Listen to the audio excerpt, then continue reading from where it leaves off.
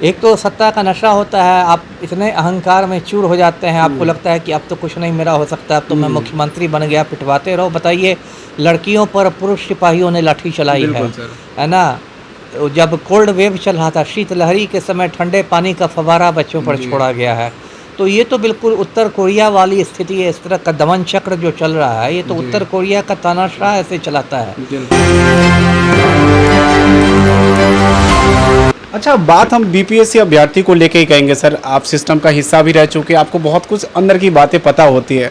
BPSC को जो री एग्ज़ाम की डिमांड थी, सरकार ने साफ तौर पे मना कर दिया कि री एग्ज़ाम नहीं होगा।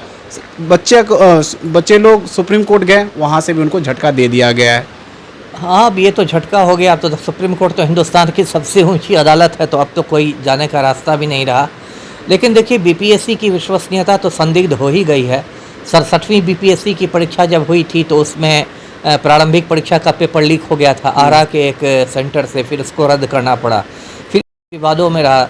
इसमें सर्वर डाउन हो गया शुरू में। कहते हैं कि लगभग 90,000 लड़के लड़कियां वंचित रह गए फॉर्म भरने से, इतनी अच्छा। बड़ी तादाद है। उसके बाद देखिए, नॉर्मलाइजेशन को लेकर इतना विवाद हुआ। ऐसी बात हुई कि 3 सेट रहेंगे क्वेश्चन पेपर्स के, फिर नॉर्मलाइजेशन होगा।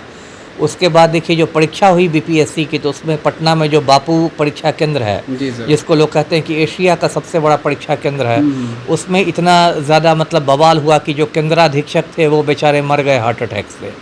उसके बाद बीपीएससी आंदोलन रहा। देखिए, दिसंबर में 3 बार लाठीचार्ज हुआ है पटना में, 6 दिसंबर को, 25 दिसंबर को, 29 दिसंबर को। फिर गर्दनी बाग में आंदोलन हुआ, राहुल गांधी तक आए और बहुत कुछ हुआ। और लेकिन मतलब पलटू राम के कहते हैं ना, कान पर जूं भी नहीं रहेंगी, इन्होंने 5 मिनट भी नहीं दिया। और ये देखिए, विडम्बना है कि पलटू राम ने खुद अपनी राजनीति छात्र आंदोलन से ही शुरू की। बिल्कुल बिल्कुल। 1974 में जो बिहार में छात्र आंदोलन हुआ था जेपी के नेतृत्व में, उसी से पलटू राम ने राजनीतिक पारी शुरू की। और आज सत्ता का इतना ज़्यादा नशा चढ़ गया है कि बच्चों से मिलने के लिए 5 मिनट भी ये नहीं दे सकते हैं। तो जो हो रहा है बहुत दुर्भाग्य। तो वही मैं बोल रहा हूँ कि सर, जो व्यक्ति छात्र राजनीति से अपनी राजनीति की शुरुआत करते हैं, आज वो बिहार के मुख्यमंत्री पिछले 20 वर्षों से हैं। आखिर क्या वजह है कि लगातार छात्रों को पिछले 15 सालों से छात्र जब भी आंदोलन करने आते हैं सर, उनको लाठी चलाया जाता है? ऐसी क्या वजह की मजबूर है क्या नीतीश कुमार किसी वजह से? सत्ता का नशा है, अहंकार है ना? एक तो सत्ता का नशा होता है, आप इतने अहंकार में चूर हो जाते हैं, आपको लगता है कि अब तो कुछ नहीं मेरा हो सकता, अब तो मैं मुख्यमंत्री बन गया, पिटवाते रहो। बताइए, लड़कियों पर पुरुष सिपाहियों ने लाठी चलाई है ना? जब कोल्ड वेव चल रहा था, शीतलहरी के समय ठंडे पानी का फव्वारा बच्चों पर छोड़ा गया है। तो ये तो बिल्कुल उत्तर कोरिया वाली स्थिति है, इस तरह का दमन चक्र जो चल रहा है, ये तो उत्तर कोरिया का तानाशाह ऐसे चलाता है। और जनतंत्र में इस तरह से ये हो रहा है। तो अच्छा, बीपीएससी का सर इतना प्रोटेस्ट होने के बाद भी अगर कैंसिल नहीं किया जाता, क्या अंदर से कुछ सीट को लेके पहले से बिकी हुई है क्या? अब इसका मुझे ऐसे कोई ठोस सबूत तो नहीं है कि मैं ये इल्ज़ाम लगा दूं। सरकार के ऊपर कुछ ऐसा दबाव है क्या? कोई दबाव तो होगा ही। यदि मुख्यमंत्री किसी से नहीं मिल रहे हैं बच्चों से, तो ये तो लग ही रहा है कि शिक्षा माफिया की गहरी पैठ है सत्ता के गलियारों में। ये तो बात स्पष्ट है। और सिर्फ बीपीएससी की परीक्षा क्यों, है ना, सिपाही भर्ती की परीक्षा होती है, उसमें पेपर लीक हो जाता है। उसमें जो संजीव सिंघल था चयन पर्षद का अध्यक्ष, उस पर कोई एक्शन नहीं हुआ। जो शिक्षक अभियान वाली परीक्षा हुई TRE 3, उसका पेपर लीक हो गया। तो ये तो एक पैटर्न बन गया है, सिर्फ बीपीएससी की बात नहीं है। और बिहार में देखिए, शिक्षा का कचरा हो गया है। दर्शकों को याद होगा, कुछ साल पहले इंटर का रिजल्ट आया और पॉलिटिकल साइंस में रूबी राय नाम की एक लड़की टॉप कर गई। और उससे मीडिया ने पूछा कि पॉलिटिकल साइंस में किस चीज़ की पढ़ाई होती है, तो उसने कहा कि खाना पकाना सिखाया जाता है। वो भी विष्णुदेव राय की बेटी थी, जो नीतीश कुमार के काफ़ी करीबी माने जाते हैं। तब और बताइए, बाद में जब पता चला, गिरफ्तारियां शुरू हुई, पता चला तो एक वैशाली जिले का कोई कॉलेज है, उससे लगातार उसी से टॉपर लोग निकल रहे थे। तो पूरा हिंदुस्तान हंस रहा है बिहार पर कि टॉपर कह रही है कि पॉलिटिकल साइंस में खाना पकाना। अच्छा, अब बिहार की राजनीति पे काफ़ी पैनी नजर रखते हैं सर। प्रशांत किशोर को लेकर क्या सोचते हैं आप? नहीं, ठीक है, प्रशांत किशोर तो अब तेजी से एक प्लेयर बन के उभरे हैं। असली कितना पानी में है ये तो अब नवंबर में ही पता चलेगा, को कहा जाएगा परसेंटेज, भले ही सीट एक भी नहीं मिली हो। और जनस्वराज पार्टी, उसके पहले उन्होंने काफ़ी मेहनत भी की है, 2 साल तक पदयात्रा की, सैकड़ों गांव में खुद गए और कई बड़े बड़े नाम भी जुड़े हैं जनस्वराज पार्टी से। तो देखिए, मुझे लगता है कि कुछ गुल खिलाएगी जनस्वराज पार्टी। अच्छा, लोगों का मानना है कि बीपीएससी का जो एग्जाम जो हुआ है, उसमें एनडीए प्रशांत किशोर के साथ मिलकर कुछ छात्र के साथ राजनीति करने की कोशिश की है। इसको आप सही मानते हैं क्या? अब हो सकता है बहुत सारे खेल पर्दे के पीछे होते हैं। प्रशांत किशोर ने तो देखिए शुरू में छात्र संसद रखी बीपीएससी अभ्यर्थियों के समर्थन में, 29 नवंबर को गांधी मैदान में छात्र संसद रखी।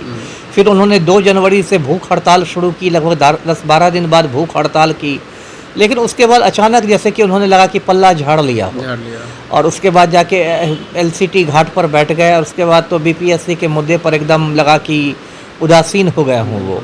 तो इस तरह की बातें अचानक जब आप हट जाते हैं किसी आंदोलन से, तो इस तरह की बातें होने लगती है।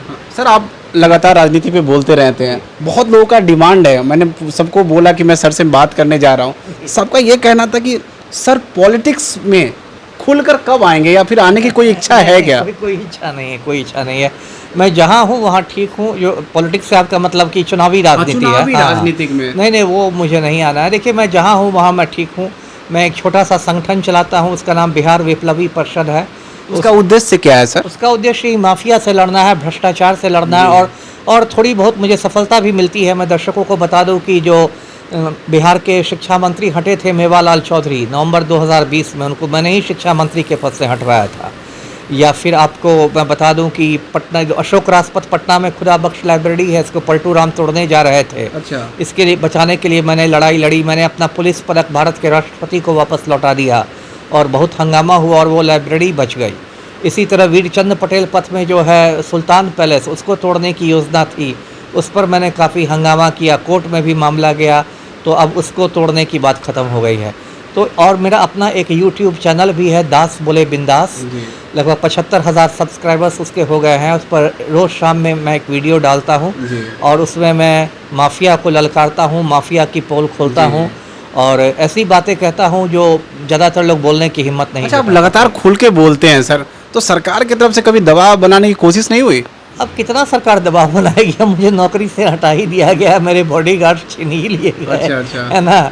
और ठीक है, मैं दबाव के लिए तैयार हूँ। मैं सर पर कफन बांध के काम करता हूँ। तो जब एक बार आप सर पर कफन बांध लेते हैं तब आप दबाव प्रूफ हो जाते हैं। सर पे कफन बांध के निकले। आप सुन रहे थे पूर्व आईपीएस अधिकारी अमिताभ दास को। इन्हें आप जबरिया रिटायर ऑफिसर भी कह सकते हैं। मेरा नाम शैलेश है और आप एक न्यूज़ 24 के माध्यम से हमें देख पा रहे थे।